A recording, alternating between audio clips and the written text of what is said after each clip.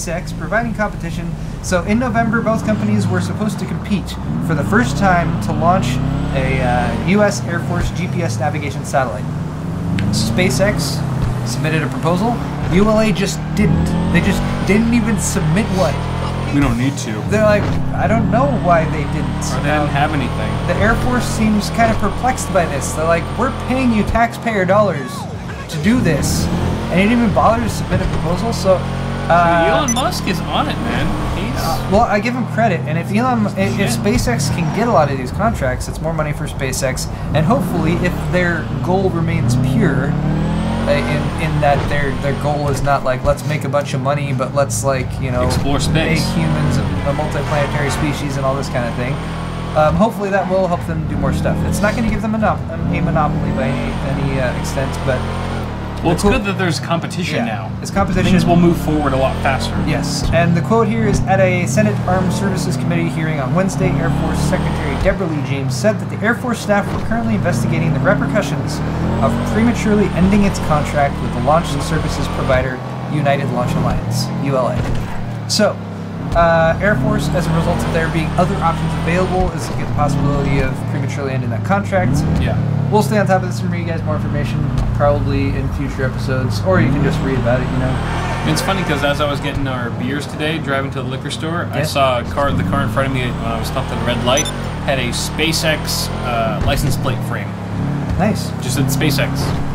And I was just waiting at any moment for the car's wheels to just like shift inward and just for it to just take off into space. Yeah, just shoot up and Okay. Local colony. A couple more space stories, and I'm bending the rules here a little bit because these are near space stories, but whatever, they're space-based companies. Yeah. Speaking of bending the rules, this project has the coolest ARS Technica article, by the way, here. Is it ARS Technica? Yes, that was also confirmed today. I like ours. Ars Technica. But see, is ass from people in England. That's ours. This is ours. Okay. I create the English language, Paul.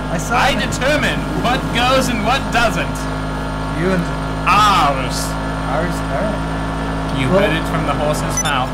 All right. So this is where's it come from?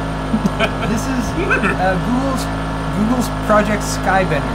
By the way, when we've been having a few drinks, there's no word that indicates our level of speech slurredness more than Google. Google.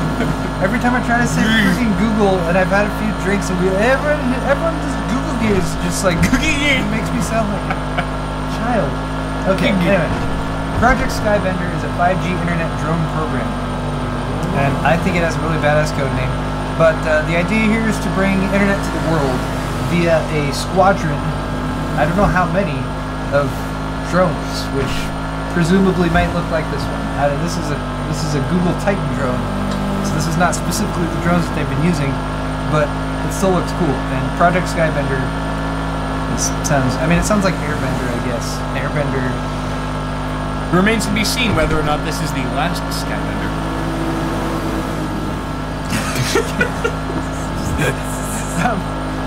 Houston, we have a problem. These plane-like drones will have millimeter wave transceivers. They could someday beam 1 gigabit per second up to 10 gigabit per second internet down to Earth.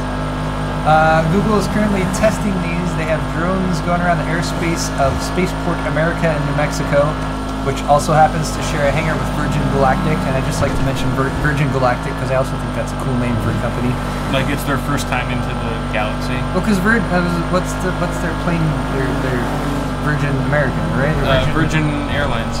It's just Virgin, yeah. But Virgin Galactic sounds so much more like, I don't know, Star Wars. Makes them feel like amateurs, like you've never done this before. The hardware they're currently using is it's optionally piloted commercial aircraft called the Centaur. Centaur. How do you pronounce that?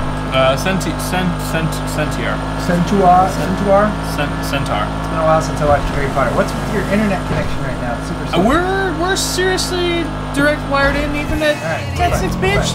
This is a Centaur right there. It's an optionally piloted aircraft. Centaur. Yes, Centaur. which means you can pilot it yourself, or it can be piloted by remotely, or like a drone. I don't know if it can do AI, but yeah, piloted remotely. So they're using that as well as some of the solar-powered drones from Google Titan. The project ultimately envisages thousands of high-altitude, self-flying aircraft delivering internet access around the world. Hey! And if you guys are thinking this is similar, so I guess the only reason I'm really bringing this up is because I don't know who watches our show. I don't know if anyone who's like definitely people from NASA. I mean, there's lots of qualifications for what a hacker is, and a non-sec. And I don't know if any of you guys out there are like hackers or anything like that, but I will say there are hacking groups who I have a measure of respect for, and you know, those are the ones who do stuff, whether it's silliness like, hey, we found this security vulnerability in your website, so every time people go there, they get redirected to a Rick Roll video or something like that. Right. It's kind of funny, and it shows the security, and it doesn't really necessarily hurt anyone. Sure. Trying to crash a $222 million drone from NASA into the... I mean, of all of the U.S. government-supported agencies to try to shit on, like NASA, they're the ones who've had their budget cut like massively, and I don't know, they're like doing good things, hopefully, for people. Doing God's work. Yeah, like, so God's work, man. It's science. It's science. What kind of hacker is against science? That's my question. I don't know. Why are you against science? If you happen to be the type of person who is into this kind of thing, and you're into hacking and whatever, like, I can understand it. I can understand the feeling of power and control that you get over something like that. But have some just the tiniest little inkling of social responsibility, just a little bit. Use your powers for good. You know, hack evil companies that are screwing people over out of their retirement money. I don't know. I mean, I don't want to say go hack companies, but there's companies that have negative, that have been shown to do things that are crappy to like the general population. Like, I don't know. Go do some. Don't hack NASA. Go hack Comcast or something. Go make Time Warner Cable's existence more miserable. Okay, let's get on to news before we move to Kyle's half of the show. We are now just over an hour point, so I'm going to try to go really quickly here and just give you guys a high level. I'm just going to start deleting your stories. I'm just going to all right, delete, boom. Let's start up with this one. Non-K overclocking on Skylake motherboards. This is something that I just did a video on recently over my channel. I took a 6500 and I overclocked it to a little over 4.2 gigahertz. It worked. It might not continue to work. Basically, a lot of the motherboard manufacturers who I've talked with, or reps from them, have always been a little bit hesitant about this whole overclocking non-K SKU Intel processors.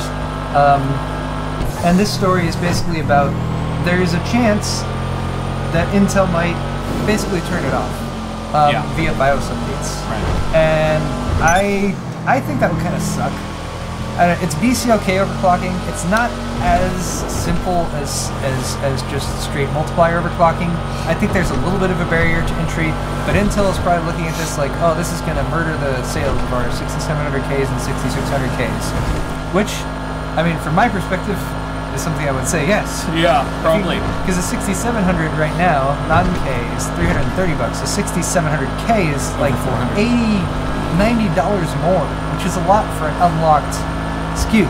Yeah. Granted, Intel is doing this because of lack of competition from AMD and that kind of thing, but they're used to that kind of income now. Like, holy shit, we can get away with this, and all of a sudden this comes out, and it's like, wow, it's like even though AMD's not stepping up to the plate and delivering us any kind of competition, this kind of non-K SKU phenomenon that's happened is kind of in place of AMD, I would say.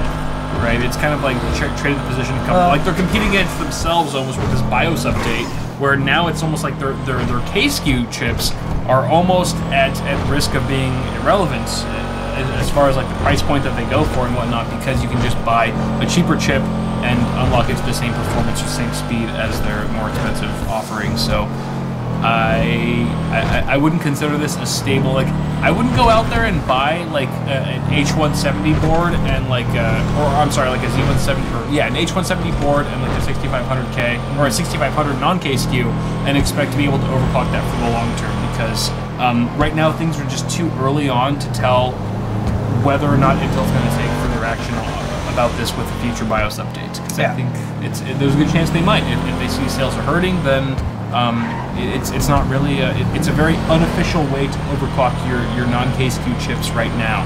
But who knows how long that's going to last. I like the concept of building your own computer, spending another day or two tweaking and tuning it, and giving yourself some extra performance. I feel like that's just kind of the heart and soul of DIY, PC building and enthusiasts and all that kind of thing. So it sucks to see that taking away. Yeah, I don't even mind Intel, creating the KSQ and setting the overclockable processors apart from the other ones, and even charging a little bit more. But it's gone from being 10 or 20 bucks more to being much more than that, and it makes it harder to say, yeah, oh, get the KSQ, do some overclocking, because it used to be like, buy a 2500K, overclock the snot out of it, and you get a lot more bang for your buck.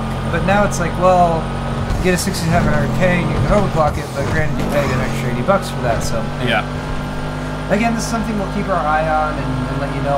What I'm hoping is that Intel comes out with a public statement, at least just saying one way or the other. Because for now, people who are investing in the hardware and trying out these sort of niche overclocking techniques are sort of in a gray area. Right. And it would be nice to just know one way or the other if Intel's going to do it or not going to do it. Yep. Okay. Moving along. Well, I forgot to do this. This is partially derived from an article on Xfastest, which is a Chinese website. And I used Google Translate, and I was going to read over some of this stuff. Good English? It's Google Translate. It's Chinese. They wrote perfectly fine Chinese. It's just Google Translate making it into funny-sounding stuff. Anyway, I was going to read over this, but we don't have time. Unfortunately, though, Intel do this tough stance news. This non-K version unlocked. Intel still wants to ban consumer non-K OC is not a dream, but unfortunately and disabled. Hello, non-KSQ is not a dream. It's not a dream. It's not a dream. I like that they're using dream in there. Shit is reality, bitch. Another story here. This is about Pascal. Pascal is the codename for NVIDIA's next generation GPUs. We've talked about it a lot because we like talking about rumors and upcoming hardware and that kind of stuff. This is just a little bit from the other side of the fence that I picked up. This is a semi-accurate article on semiaccurate.com. And I've read some of theirs. They're very semi-accurate. They tend to be very, they look for the conspiracy theories and something like that. But they're also very pragmatic, so I thought it was a good article. They're basically saying that the news that NVIDIA's Pascal taped out last June, which we've mentioned before on the show, is probably not true.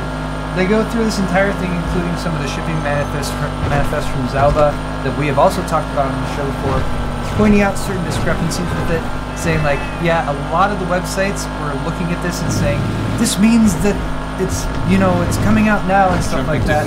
And they're basically saying that people are jumping to conclusions.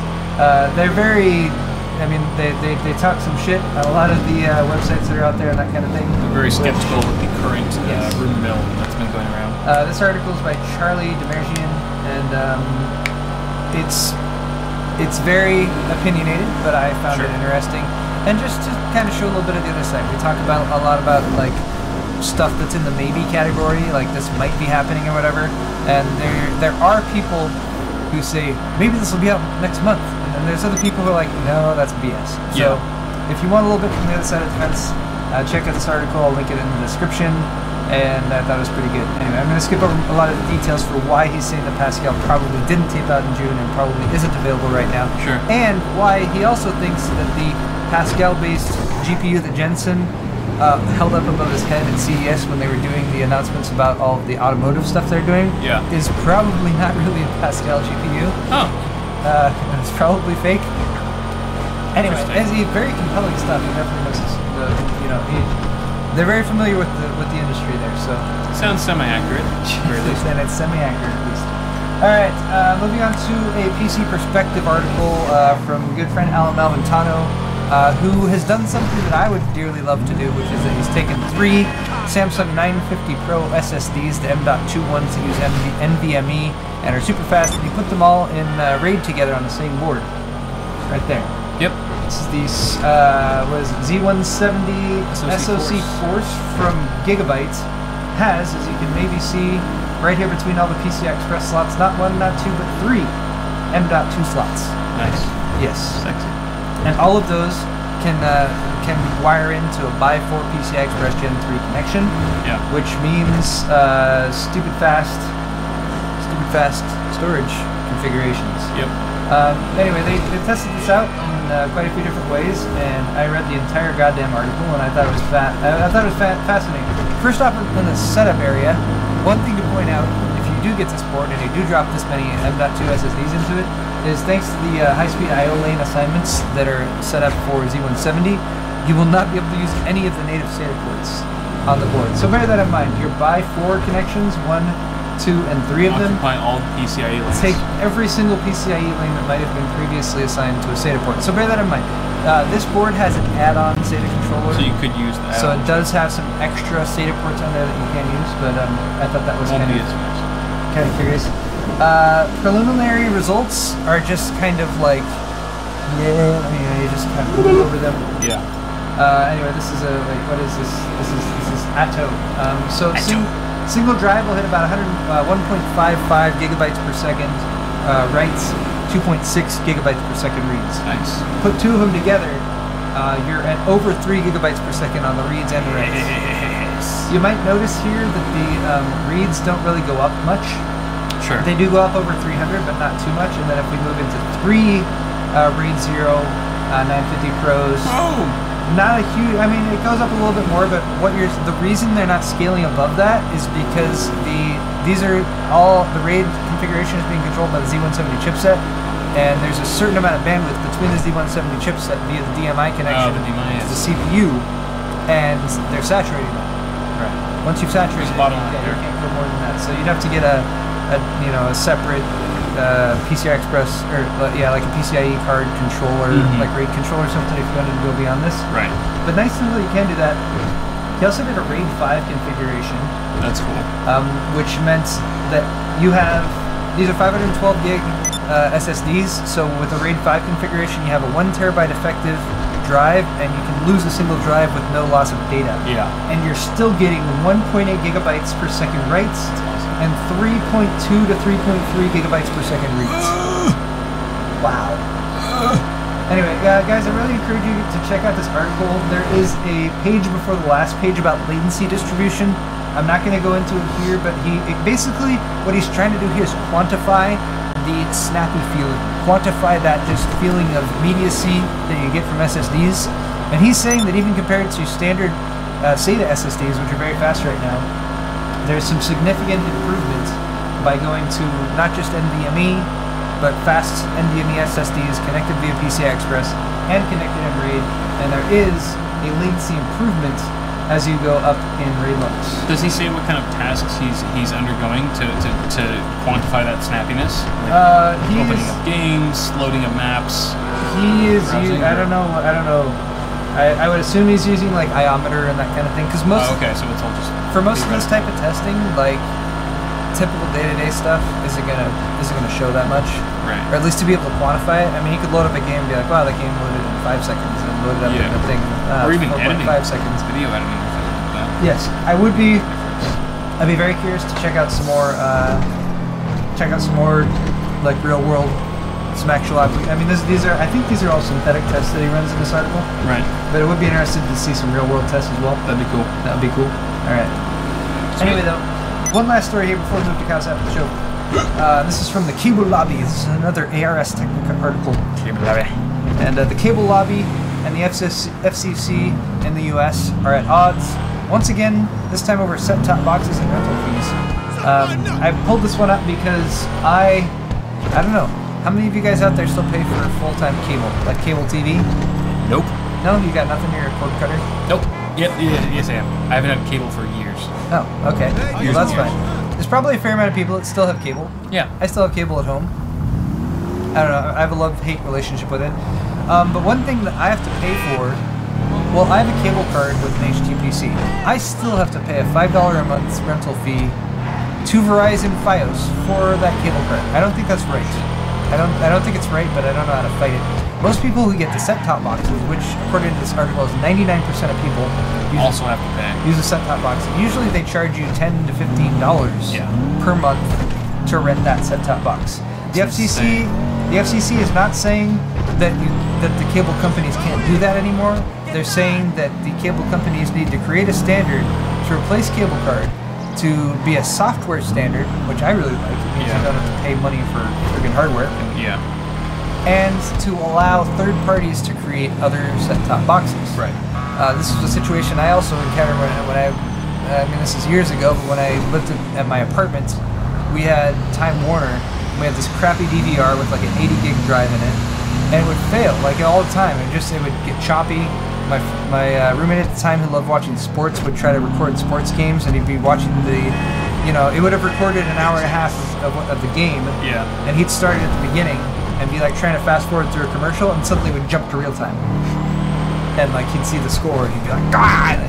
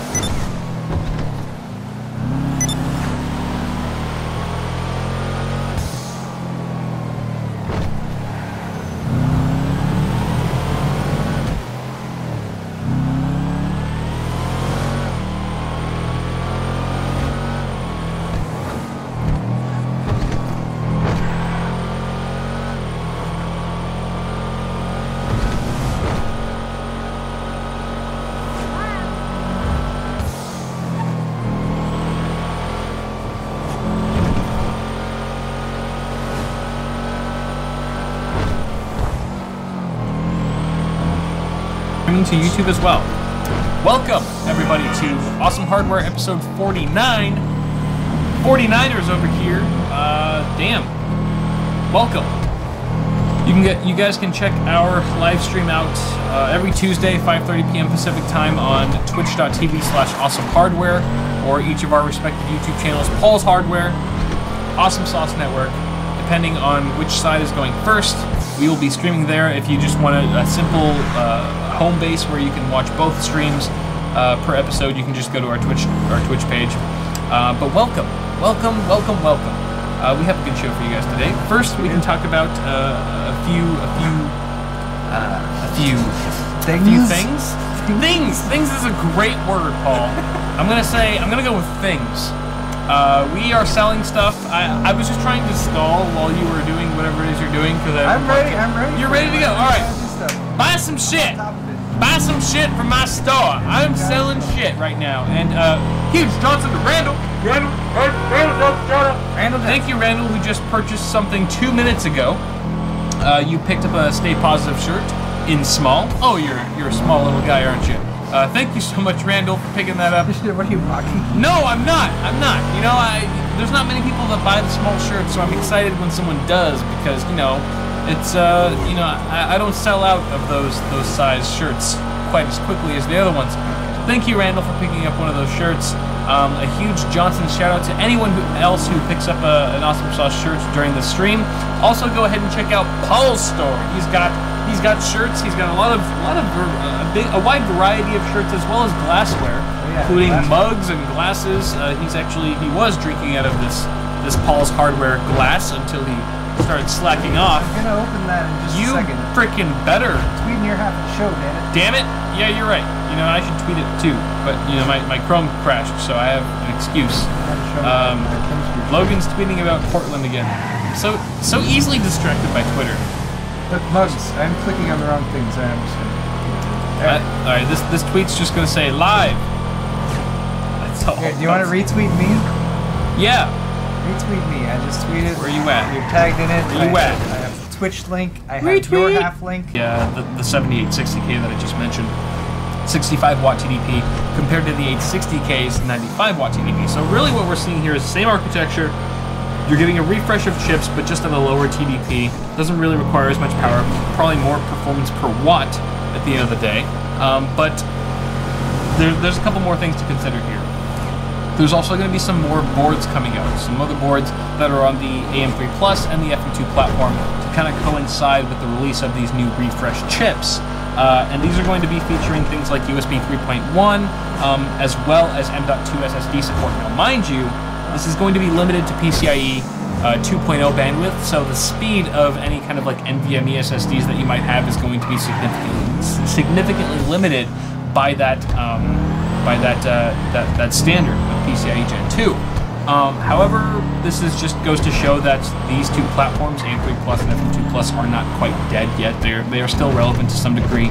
Also, the AMD Wraith Cooler, which I believe we mentioned already in a previous episode, is their AMD's new stock cooler that aims to be 10%, less than 10% of the noise of the current AMD stock cooler. Which, if you guys have used any kind of AMD stock cooler in the past, you know that it is noisy as hell.